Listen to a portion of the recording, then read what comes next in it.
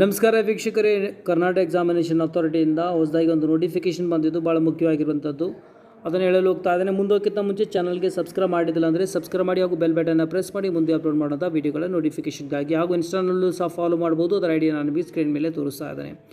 ಮುಖ್ಯವಾಗಿರುವಂಥ ಒಂದು ನೋಟಿಫಿಕೇಷನ್ ಏನಪ್ಪ ಅಂತಂದರೆ UG CET ಅಂದರೆ ಕರ್ನಾಟಕ CET ಬರೆದಿರುವಂತಹ ವಿಶೇಷ ವರ್ಗ ವಿದ್ಯಾರ್ಥಿಗಳಿಗಾಗಿ, ಅಂದರೆ NCC ಆಗಿರ್ಬೋದು, ಸ್ಪೋರ್ಟ್ಸ್ ಆಗಿರ್ಬೋದು, ಡಿಫೆನ್ಸ್ ಆಗಲಿ, ಎಕ್ಸ್ ಡಿಫೆನ್ಸ್ ಆಗಲಿ, ಸ್ಕೌಟ್ಸ್ ಆ್ಯಂಡ್ ಗೈಡ್ಸ್ ಆಗಿರ್ಬೋದು, CRPF ಆಗಿರ್ಬೋದು, ಅಂದರೆ ಎಟ್ಸೆಟ್ರಾ ಇಲ್ಲ ಆಂಗ್ಲೋ ಇಂಡಿಯನ್ ಆಗಿರ್ಬೋದು. ಈ ಎಲ್ಲ ವಿದ್ಯಾರ್ಥಿಗಳು ಒಂದು ವೇಳೆ ನಿಮಗೆ ಈ ಒಂದು ಎಲಿಜಿಬಿಲಿಟಿನ ಕ್ಲೇಮ್ ಮಾಡ್ಕೊಳ್ಬೇಕು ಅಂತಾರೆ ಪ್ರಮಾಣ ಪತ್ರಗಳ ಸಲ್ಲಿಕೆಯಲ್ಲಿ ಡೇಟನ್ನು ಅಂದರೆ ದಿನಾಂಕವನ್ನು ವಿಸ್ತರಿಸಲಾಗಿದೆ. 22/9/2020 ಸಂಜೆ 6 ಗಂಟೆವರೆಗೆ ಇದೆ. ಅಂದರೆ ನಾಳೆ ನಿಮಗೆ ಕೊನೆ ದಿನಾಂಕವಿರುತ್ತೆ. ಸೊ ಮೂಲ ದಾಖಲೆಗಳನ್ನು ನಿಮಗೆ ಹತ್ತಿರ ಇರುವಂತಹ ಕೇಂದ್ರಕ್ಕೆ ವಿಸಿಟ್ ಮಾಡಿ ಅಲ್ಲಿ ಕೊಟ್ಟು ಅಲ್ಲಿ ಪರಿಶೀಲನೆ ಮಾಡ್ಕೊಳ್ಬೇಕಾಗತ್ತೆ. ನಾಳೆ ಕೊನೆ ದಿನಾಂಕ ಇದೆ 22/9/2020. ದಯವಿಟ್ಟು ಇದನ್ನು ಮಿಸ್ ಮಾಡ್ಕೊಳ್ಬೇಡಿ ಮತ್ತು ಇದನ್ನು ಮ್ಯಾಕ್ಸಿಮಮ್ ಜನರಿಗೆ ಶೇರ್ ಮಾಡಿ.